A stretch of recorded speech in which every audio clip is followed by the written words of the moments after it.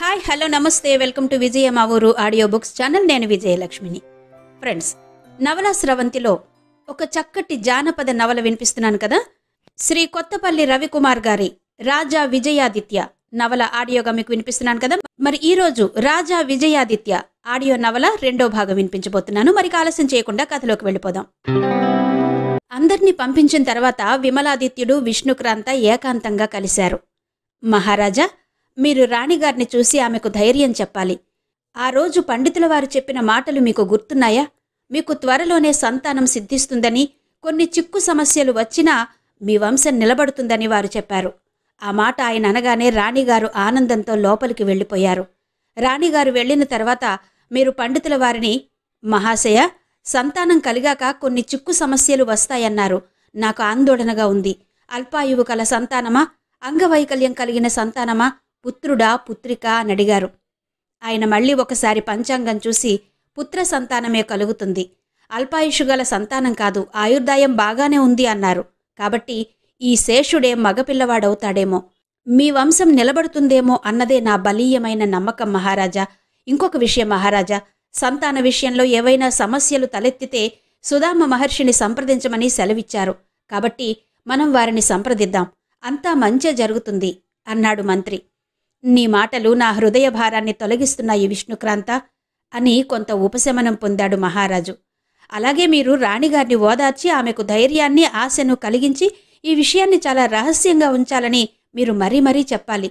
అలా చేయండి మహారాజా అన్నాడు మంత్రి విష్ణుక్రాంత. మహారాణి, రాజుగారు తమ దగ్గరకొస్తున్నారు అంది చెలికత్తె. రాజును చూడగానే ప్రభు అని చేతులు చాచింది ప్రభావతి. రాణి అని రాజు ఆమె మంచం దగ్గరకు వెళ్ళి ఆమెను గుండెకు హత్తుకున్నాడు. ఇరువురి హృదయాల్లో ఉన్న బాధంతా కన్నీరుగా మారి ప్రవహించింది. కొంతసేపటికి మన ఆశలన్నీ అడియాసలయ్యాయి ప్రభు అంది రాణి. అలా నిరాశ చెందకు ప్రభావతి, మనకు కలిగిన ఈ శేషుడే పిల్లవాడై తిరుగుతాడు. మునుల శాపాల కారణంగా కొంతమంది మనుషులు శిలలుగాను జంతువులుగాను మారినట్టు పురాణాల్లో విన్నాము. ఏ శాపంలో ఈ బిడ్డ శేషుడుగా ఉండి మన కడుపును పుట్టాడో మనకు తెలియదు. రాణి, నీకు గుర్తు ఉందా? ఒకనాడు ఒక ఉద్దండ పండితులొచ్చారు. ఆయన మనకు సంతానం కలుగుతుంది అని చెప్పారు. ఆయన ఆ మాట అనగానే నువ్వు చాలా ఆనందించావు. ఆ పండితులు కొన్ని సమస్యలు వచ్చినా మీ వంశం నిలబడుతుంది అని చెప్పారు. ఆయన మాట ప్రకారం ఈ శేషుడే పిల్లవాడవుతాడని ఆశగా ఉంది అన్నాడు విమలాదిత్యుడు. మహారాజా, మీ మాటలు నా మనసులో ఆశలు కలిగిస్తున్నాయి. అలా జరుగుతుందనే మాట వినగానే నా మనసు ఆనందంతో నిండిపోతోంది మహారాజా అంది. మహారాణి, నేను చెప్పే మాటలు శ్రద్ధగా విను. రాజవంశపు గౌరవాన్ని, పరువు ప్రతిష్టలను దృష్టిలో పెట్టుకుని మన మహామంత్రి విష్ణుక్రాంత చేసిన మహోపకారాన్ని నీకు చెబుతున్నాను విను. మనకు శేషుడు పుట్టాడని తెలిస్తే అందరూ మనలను చులకనగా చూస్తారు. సాటి రాజులలో పరువు పోతుందని ఇప్పుడు రాజదర్బార్లో ఉన్న వారికి రాజుగారికి పుత్రుడు పుట్టాడు అని చెప్పాడు. నా చేత బ్రాహ్మణులకు సంభావనలు ఇప్పించాడు అన్నాడు రాజు. మహారాజా, ఇది ఎలా సాధ్యం అంది ప్రభావతి. తనకు పుట్టిన పుత్రుని మన పుత్రుడుగా చూపుతాను అన్నాడు. ఈ క్లిష్ట పరిస్థితి దాటడానికి ఇంతకన్నా వేరే మార్గం లేదు అన్నాడు. ఈ క్లిష్ట పరిస్థితిని దాటడానికి ఇంతకన్నా వేరే మార్గం లేదన్నాడు దేవి. నేను కూడా సరే మంత్రి, అలాగే చెయ్యి అన్నాను. నువ్వు కూడా ఈ విషయాన్ని అంతటినీ దృష్టిలో పెట్టుకుని మనకు శేషుడు పుట్టాడన్న విషయం చాలా రహస్యంగా ఉంచాలి. అలాగే మనకు మగబిడ్డ పుట్టినట్టు ఆనందంగా ఉండాలి. తెలిసిందా దేవి? ఈ పరిస్థితిని దృష్టిలో ఉంచుకుని మసులుకో. నువ్వు ధైర్యంగా లేకపోతే నేను రాజ్యపాలన చెయ్యలేను ప్రభావతి అని మంత్రి చెప్పిందంతా పూసగుచ్చినట్టు చెప్పాడు రాజు.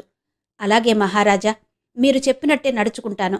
మీరు ధైర్యంగా ఉండండి అంది ప్రభావతి. రాజు తన అంతఃపురానికి వెళ్ళిపోయాడు.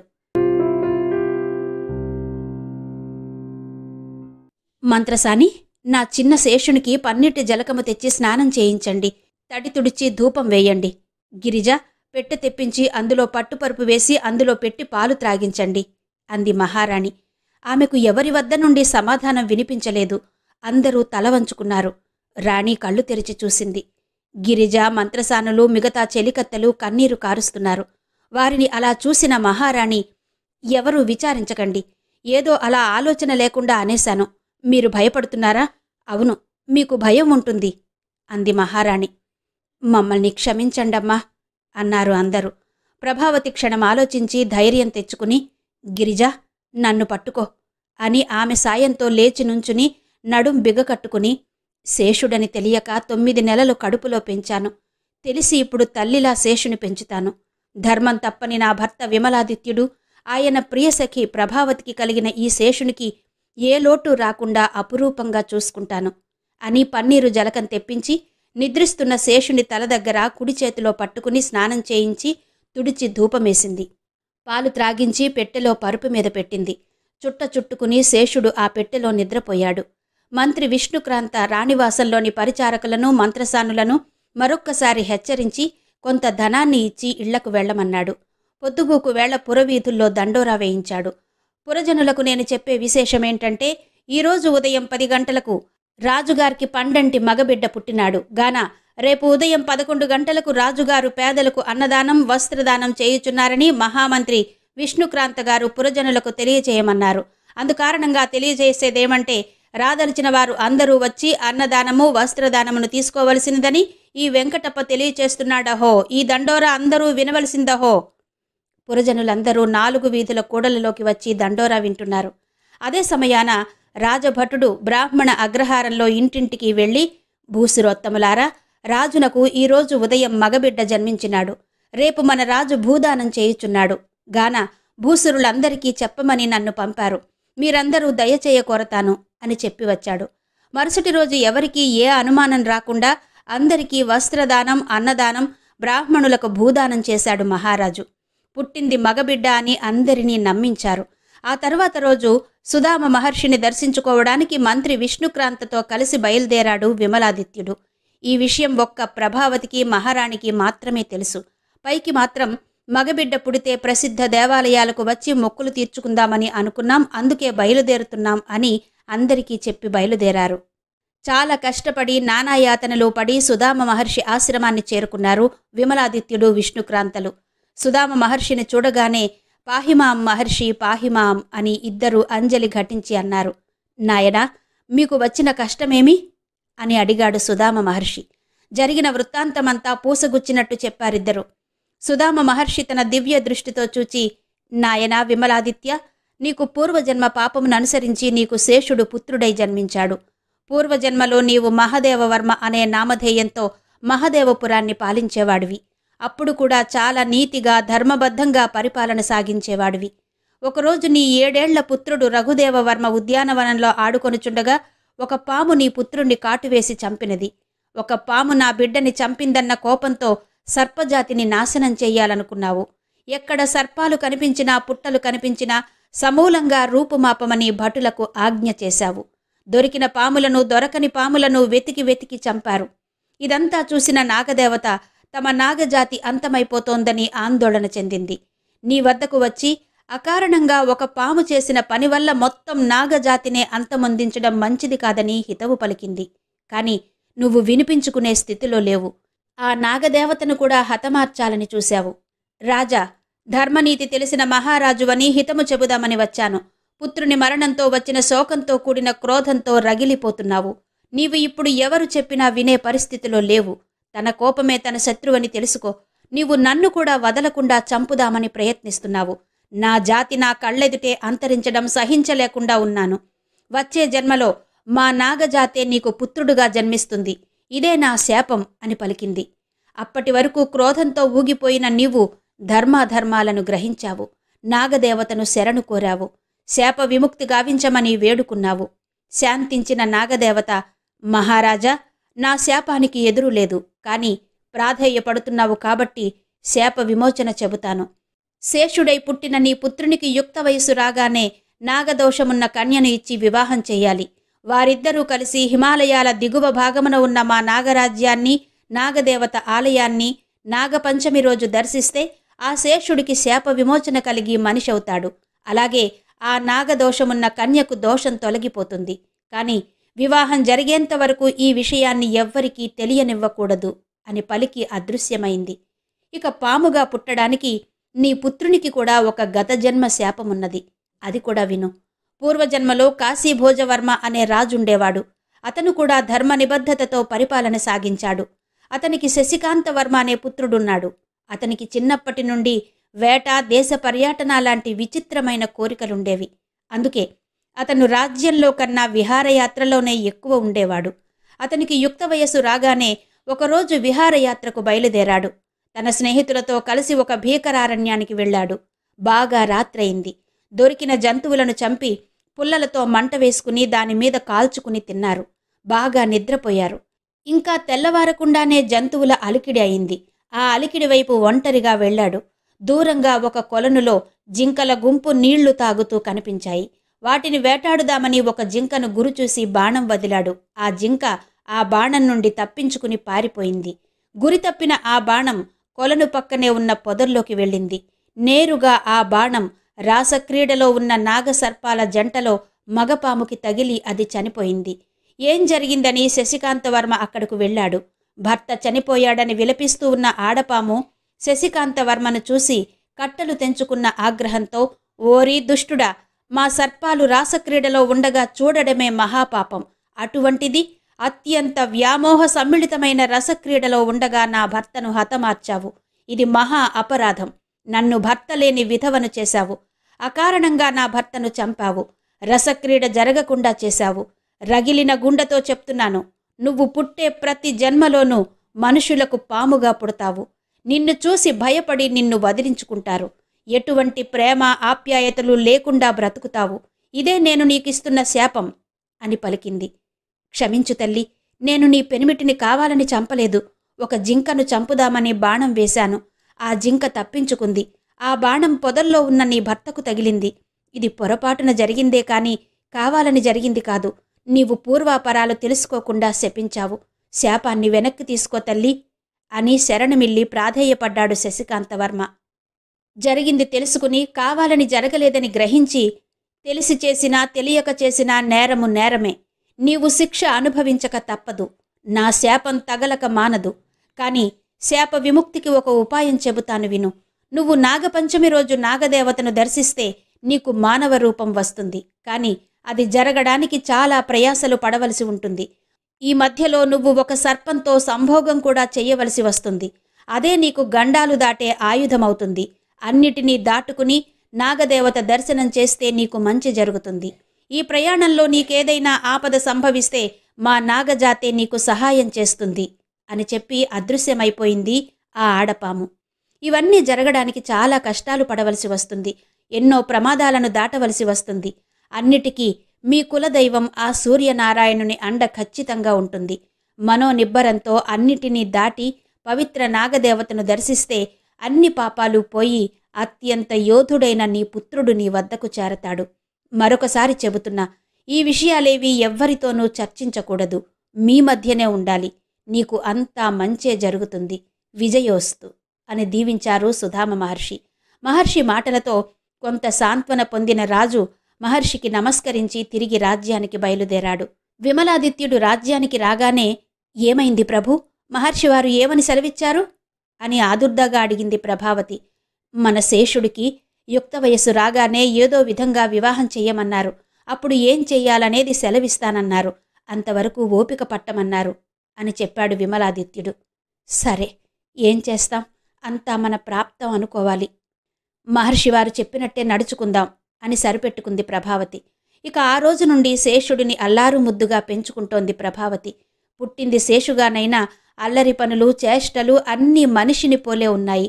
చిన్నపిల్లవాడు ఆడినట్టే ఆడుతున్నాడు శేషుడు. అవన్నీ చూసి మురిసిపోతోంది ప్రభావతి. ఇలా ఉండగా ఒకరోజు పాలు త్రాగిన శేషుడు కనబడలేదు. పెట్టెలో లేడు. రాణి చూసి, గిరిజా, నా చిన్న శేషుడు పెట్టెలో లేడు. ఎక్కడికి వెళ్ళిపోయాడే? నా బిడ్డ ఏడి?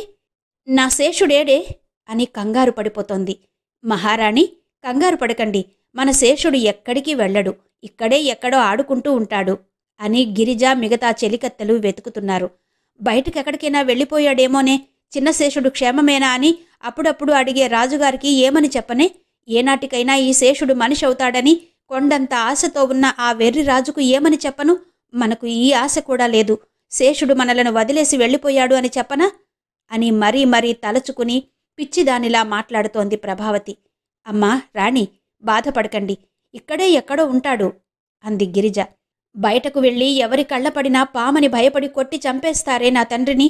గిరిజ, బయటకు వెళ్ళి వెతుకుదామే. ఎవరన్నా చంపేస్తుంటే చంపకండి, అది పాము కాదు, నా బిడ్డ అని ఆపి తెచ్చుకుంటానే.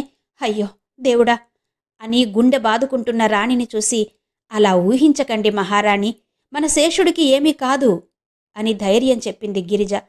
నా గుండె బ్రద్దరైపోతుందే గిరిజ, 5 నెలల నుంచి పెంచుతున్నాను, ఏనాడు ఇలా అవ్వలేదు అంది ప్రభావతి. తలుపు వెనుక నుండి వస్తున్న శేషును చూసి, అమ్మా శేషుడు అంది గిరిజ. చిన్న శేషు, ఇక్కడ ఉన్నావా నాయనా? ఎంత ఏడ్చానురా తండ్రి అని దగ్గరకు తీసుకుంది ప్రభావతి. శేషుడు బుస్ బుస్మని నాలుక ఆడించి ఏదో చెబుతున్నాడా అన్నట్టుగా ప్రభావతి వైపు తిరిగాడు. రాణి పెట్టె తెరవగానే అందులోకి వెళ్ళి చుట్టుకుని పడుకున్నాడు. ప్రభావతి ఆ పెట్టె ఒళ్ళో పెట్టుకుని పైన చెయ్యి వేసి అపురూపంగా పట్టుకుంది.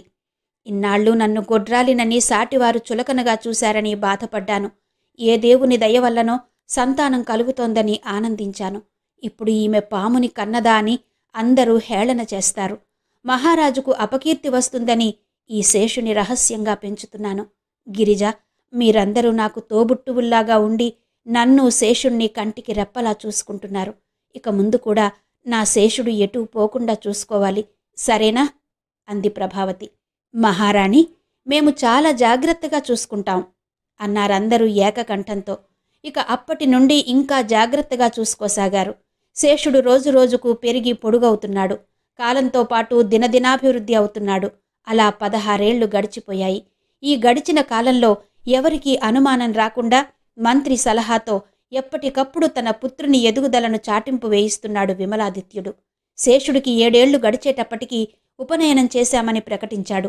8 ఏళ్లు నిండేటప్పటికీ విద్య నేర్వడానికి గురువు వద్దకు శుశ్రూష చేయడానికి వెళ్లాడని దండోరా వేయించాడు. 16 ఏళ్లు నిండేటప్పటికీ అన్ని విద్యలలోనూ ఆరితేరినవాడయ్యాడని అందరికీ చెప్పి మురిసిపోయాడు. మంత్రి రాజు వెనకనే ఉండి ఇవన్నీ నిజాలని ప్రజలను నమ్మించాడు. ఇదంతా గమనిస్తున్న సోమనాథవర్మ తనలో తాను నవ్వుకునేవాడు. లేని యువరాజుని ఎలా తీసుకువస్తారని అందరి మీద జాలి చూపేవాడు. తను రాజు అవ్వడానికి అవకాశం ఎప్పుడు చిక్కుతుందా అని ఎదురు చూసేవాడు. ఆ రోజు రానే వచ్చింది. యువరాజుకు పెళ్లి సంబంధాలు రావడం మొదలుపెట్టాయి. ఇప్పుడు చూపిస్తే లేని యువరాజుని చూపాలి, లేదంటే సత్యమైన పాము సంగతి బహిర్గతం చెయ్యాలి. ఏదైనా రాజు ఇరకాటంలో పడే సందర్భం. అందుకే ఈ సందర్భమే తనకు కలిసి వచ్చే అంశమని ధీమాగా ఉన్నాడు సోమనాథవర్మ. మహామంత్రి, నా ఆశగానే మిగిలిపోయింది. నీ సహాయంతో నేను ఎన్నో సమస్యలు అవలీలగా ఎదుర్కొన్నాను. ఇప్పుడు మరికొన్ని కఠినతర సమస్యలొస్తున్నాయి. నేను ఏమి చెయ్యను మంత్రివర్య? క్లిష్ట పరిస్థితిలో ఒక అబద్ధం చెప్పాక దాన్ని కప్పిపుచ్చుకోవడానికి ఇంకొక అబద్ధం చెప్పాలి. ఒక అబద్ధం మీద మరొక అబద్ధం, ఆ అబద్ధం మీద మరొకటి, ఇలా అబద్ధాలు చెప్పుకుంటూ మరింత చిక్కు పరిస్థితిలో పడిపోయాము. దారి తెన్ను కనిపించక కొట్టుముట్టాడిపోతున్నాను. ఇప్పుడేం చెయ్యాలి మంత్రివర్య అన్నాడు మహారాజు. ఇప్పుడెందుకు ఇంతలా కలత చెందుతున్నారో తెలియచేయండి మహారాజా అని అడిగాడు విష్ణుక్రాంత. మీకు తెలియనిదా? కొన్ని దేశాల రాజులు పత్రికలు వ్రాసి పంపుచున్నారు. అందులో విషయమేంటంటే వారి కుమార్తెను మన యువరాజుకిచ్చి పెళ్లి చెయ్యాలన్నది వారి కోరికట. మీ అంగీకారం తెలియచేస్తే మేము మీ దగ్గరకు వచ్చి విషయాలు మాట్లాడతాము అని వ్రాశారు. ఇప్పుడేమి చెయ్యను మంత్రి? నాకు ఏమీ తోచక బాధపడుతున్నాను అని అన్నాడు విమలాదిత్యుడు. మహారాజా, ఇంత మాత్రానికే విచారమెందుకు? ఎవరెవరు ఏమి వ్రాశారో వారికి తగునట్టు వ్రాయండి. రాజా, మీకు తెలియని విషయం కాదు కదా, కొన్నాళ్ల వరకు మా యువరాజుకు వివాహం చేయటలేదు, ఇది మీరు గ్రహించవలెను అని వ్రాయండి. కొంతకాలం తర్వాత ఆలోచిద్దాం అన్నాడు మంత్రి. ఎంతకాలం ఆలోచిస్తాం? ఆ తర్వాత ఏం చేస్తాం అని అడిగాడు విమలాదిత్యుడు. మహారాజా, మనం ఈ విషయమై రహస్య సమావేశం చేయాలి. మీరు వీలు చూసుకుని చెప్పండి అన్నాడు విష్ణుక్రాంత.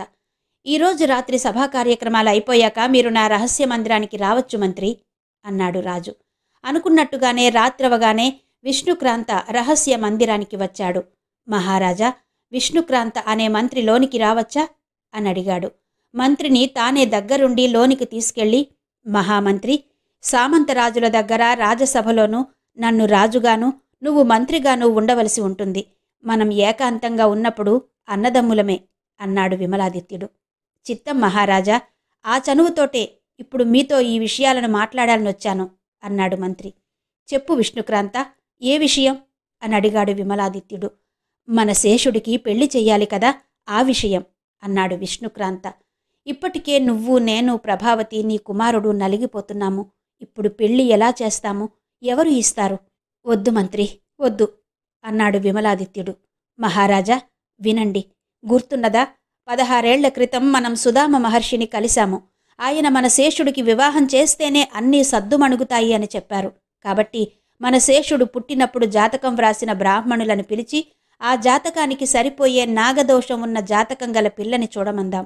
ఆ పెళ్లి కూతురు జాతకంలో 5వ తనం బాగుండి సంతానయోగం బలంగా ఉంటే మన శేషుడిలో మార్పు వస్తుంది అన్నాడు విష్ణుక్రాంత. అలాంటి జాతకురాలుంటే మాత్రం పెళ్లికి ఎలా ఒప్పిస్తాము? ఇది ఇంకా పెద్ద సమస్య. ఇంకా ఉచ్చులో కూరుకుపోతామేమో అని సందేహం వెలుబుచ్చాడు విమలాదిత్యుడు.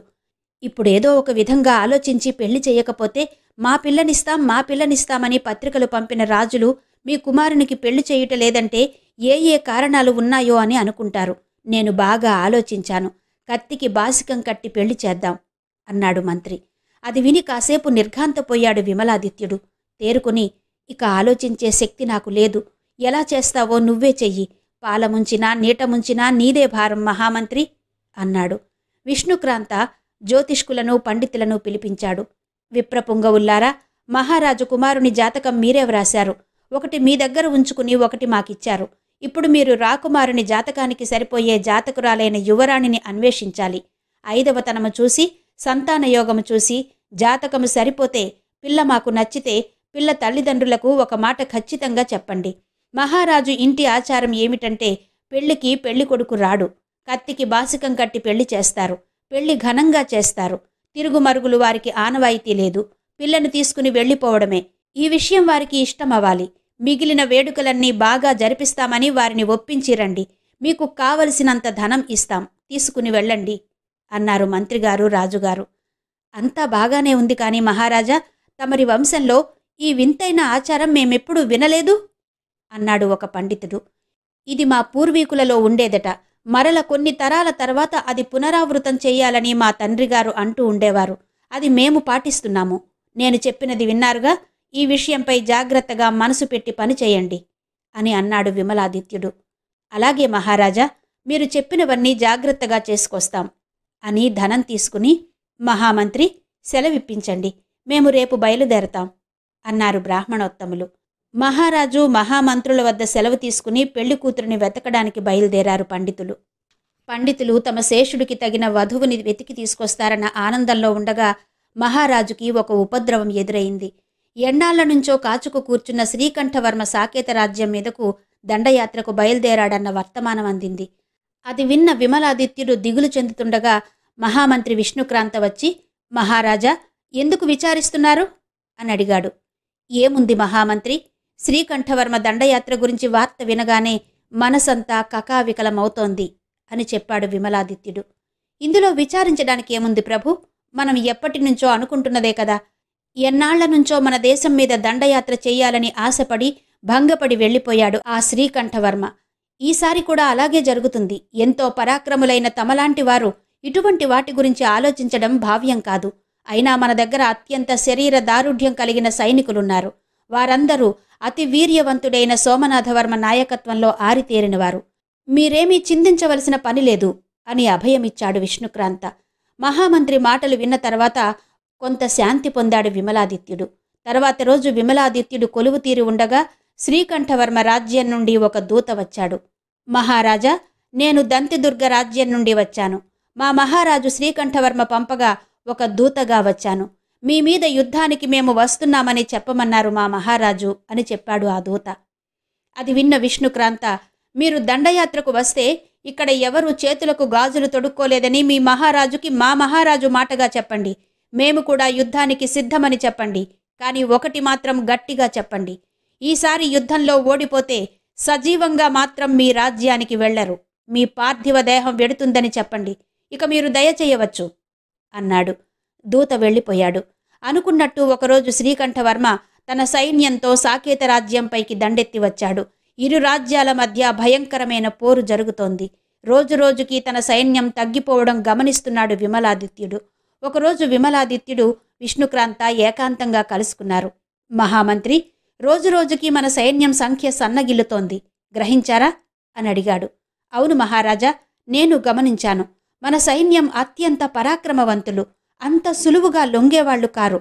దీని వెనకాల ఏమైనా మర్మముందేమో కనిపెట్టాలి. నాకు మీరు ఒక అవకాశమిస్తే ఒకరోజు నేను యుద్ధభూమికి రాకుండా అత్యంత రహస్యంగా ఆ మర్మాన్ని కనిపెట్టడానికి చూస్తాను అని అన్నాడు విష్ణుక్రాంత. అలాగే విష్ణుక్రాంత, ఆ మర్మం తెలిసే వరకు నీవు ఆ పని మీదనే ఉండు అని ఆజ్ఞ వేశాడు రాజు. ఆ తర్వాత రోజు యథావిధిగా యుద్ధం జరిగింది. సాకేత రాజ్య సైనికులు చాలామంది మరణించారు. విమలాదిత్యుడు అత్యవసర సమావేశం ఏర్పాటు చేశాడు. విష్ణుక్రాంత, ఏమైంది? నీ రహస్య పరిశోధన, ఆ మర్మమేంటో తెలిసిందా? ఇంకా ఆలస్యమయ్యే కొద్దీ మన సైన్యం నిర్వీర్యమైపోతుంది. ఇది ఇలాగే సాగితే మన రాజ్యాన్ని ఆ శ్రీకంఠవర్మ చేజిక్కుంచుకుంటాడనడంలో ఏమాత్రం సందేహం లేదు అని ఆవేదన చెందాడు విమలాదిత్యుడు. మహారాజా, నేనుండగా అంతవరకు రానివ్వను. ఆ మర్మం తెలిసింది. మన సైన్యం మరణించడానికి కారణం శత్రు సైన్యాలు కాదు ప్రభు. మన రాజ్యంలోనే ఒక గుంటనక్క ఉన్నది. అది ఎవరో కాదు, మన సైన్యాధిపతి సోమనాథవర్మ అని అన్నాడు విష్ణుక్రాంత. అది విని అందరూ ఆశ్చర్యపోయారు. ఈ విషయాన్ని వింటున్న ప్రభావతి తట్టుకోలేకపోయింది. మహారాజా, ఇతని మాటలు సత్యమని మనం నమ్మేదెలా? ఆ నేరం ఇతనే చేసి అభం శుభం తెలియని నా సోదరునిపై నింద మోపుతున్నాడు. అన్ని విద్యలలోనూ ఆరితేరినవాడవ్వడంతో నా సోదరుని చూసి ఓర్వలేకున్నాడు. అయినా విష్ణుక్రాంతపై నాకు ముందు నుండి అనుమానమున్నది. మనకు శేషుడు పుట్టినప్పుడు తన పుత్రుణ్ణి ప్రజలకెలా చూపిస్తానని మీరు దిగులు చెందినప్పుడు నా పుత్రుణ్ణి మీ పుత్రుడిగా చూపిద్దామని సలహా ఇచ్చాడు. అప్పుడే నాకు అర్థమైంది, ఇతనికి మన రాజ్య సింహాసనంపై మోజు ఉన్నదని. మిమ్మల్ని తన మాటల గారడీతో తెలివితేటలతో తప్పుదోవ పట్టిస్తున్నాడు. మీరు ఇతనిని గుడ్డిగా నమ్ముతున్నారు. మీరు తగు విధంగా ఆలోచించి విచారించి ఒక నిర్ణయానికి రావడం మంచిది అని ఆక్రోశంతో అంది ప్రభావతి. ఇది విన్న విమలాదిత్యుడు నిశ్చేష్టుడై తన సింహాసనంపై కూలబడిపోయాడు. తేరుకుని, విష్ణుక్రాంత, ఏమిటిది? నిన్ను నేను ఒక మంత్రిగా గాక ఒక సోదరునిగా భావించినందుకు నీకు నా రాజ్యంపైనే కన్నుపడిందా? ఎటువంటి ఆధారాలు లేకుండా సోమనాథవర్మ దోషి అని ఎలా అభాండాలు వేస్తావు అని అడిగాడు విమలాదిత్యుడు. ప్రభు, ఇప్పటి వరకు మీ బాగు కోరే నడుచుకున్నాను. ఇక ముందు కూడా అలాగే నడుచుకుంటాను. ఎవరైనా మీ ప్రాణాన్ని ఆశిస్తే ముందు నా ప్రాణం అడ్డు వేస్తాను. నేనేది చెప్పినా, ఏది చేసినా, ఏది ఆలోచించినా అంతా మీరు సుఖంగా ఉండాలని, మన రాజ్యం సుభిక్షంగా ఉండాలనే. నేనెప్పటికీ స్వామిదాసుడనే మహారాజా అన్నాడు విష్ణుక్రాంత. మరి ఇంత స్వామి భక్తి ఉన్నవాడివి ఆధారాలు లేకుండా నా స్వమనిషిని ద్రోహి అని ఎలా ముద్ర వేశావు అని అడిగాడు విమలాదిత్యుడు. ఆధారం లేనిదే నేనే పని చేయను మహారాజా. అటువంటిది మీ మనిషి అన్నప్పుడు నేను ఎంత జాగ్రత్తగా ఉంటాను. సోమనాథవర్మ రాత్రిపూట రహస్యంగా శ్రీకంఠవర్మను కలవడం నా కళ్ళారా చూశాను. అలాగే రణరంగంలో మన సైన్యాన్ని శత్రు సైన్యంతో పాటు సోమనాథవర్మ కలిసి మట్టుబెట్టడం నాతో పాటు మన సైన్యం కూడా చూశారు. ఇదంతా నాకు కూడా ముందు మింగుడు పడలేదు ప్రభు. కానీ నేరం చేసింది ఎవరైనా శిక్షించి తీరాలి అన్న రాజనీతిని అనుసరించి సోమనాథవర్మను బంధించాను అని చెప్పి, ఎవరక్కడ? సోమనాథవర్మని తీసుకురండి అని ఆజ్ఞ వేశాడు విష్ణుక్రాంత. బలమైన ఇనుప బంధనాలతో బందీ అయిన సోమనాథవర్మను తీసుకుని వచ్చారు. ఇడిగో మహారాజా, మనకు దొంగ దెబ్బ తీస్తున్న వెన్నుపోటుదారుని మీ ముందు నిలబెట్టాను. ఆ తర్వాత అంతా మీ ఇష్టం. కావాలంటే ఇక్కడున్న భటులను కూడా అడగండి అన్నాడు విష్ణుక్రాంత. భటులందరూ విష్ణుక్రాంత చెప్పినది నిజమన్నారు. అందరూ అలా అనేటప్పటికీ ఓర్చుకోలేకపోయిన ప్రభావతి, చెప్పు సోమనాథ, అందరూ నా సోదరుడు ద్రోహి ద్రోహి అంటుంటే ఈ చెవుల ద్వారా వినలేకున్నాను. ఎందుకిదంతా చేశావు అని సోమనాథవర్మ భుజాలు పట్టుకుని గట్టిగా అడిగింది. అవునక్క, ఇదంతా కావాలనే చేశాను. మన మహారాజు మన తండ్రి గారిని యుద్ధంలో చంపిన విషయం నువ్వు మర్చిపోయావేమో గాని నేను మర్చిపోలేదు. నిన్ను బలవంతంగా ఇక్కడకు తీసుకుని వచ్చి నిన్ను భార్యగా చేసుకున్న సంగతి నువ్వు మర్చిపోయావా? నాకు మన పినతండ్రి శ్రీకంఠవర్మ గారు అంతా వివరంగా చెప్పారు. అందుకే ఈ రాజ్యాన్ని నేనే చేజిక్కించుకోవాలనుకున్నాను అని చెప్పాడు సోమనాథవర్మ. ఓరి ద్రోహి, తిన్న ఇంటి వాసాలనే లెక్కించుతావా? ఇంటి దొంగను ఈశ్వరుడు కూడా పట్టుకోలేడంటారు. అది నిజమని నువ్వు మరల నిజం చేశావు. కాని నువ్వు అనుకునేదంతా అసత్యం. అసలేం జరిగిందంటే అని విమలాదిత్యుడు చెప్పబోయే లోపల, మీరాగండి మహారాజా, ఈ దుష్టుడికి నేను చెబితేనే అర్థమవుతుంది. అసలు మహారాజు ఎలాంటివారో, మన తండ్రి గారు ఎలా చనిపోయారో, నేను ఈ మహారాజుకి అర్ధాంగిని ఎలా అయ్యానో సవివరంగా వివరిస్తాను విను అని గతాన్ని చెప్పడం మొదలుపెట్టింది ప్రభావతి. ఇంతవరకు శ్రీ కొత్తపల్లి రవికుమార్ గారి రాజా విజయాదిత్య జానపద నవల 2వ భాగం విన్నారు కదా. మిగిలిన కథ తరువాతి భాగాల్లో వినిపిస్తాను. అంతవరకు సెలవు. నమస్తే.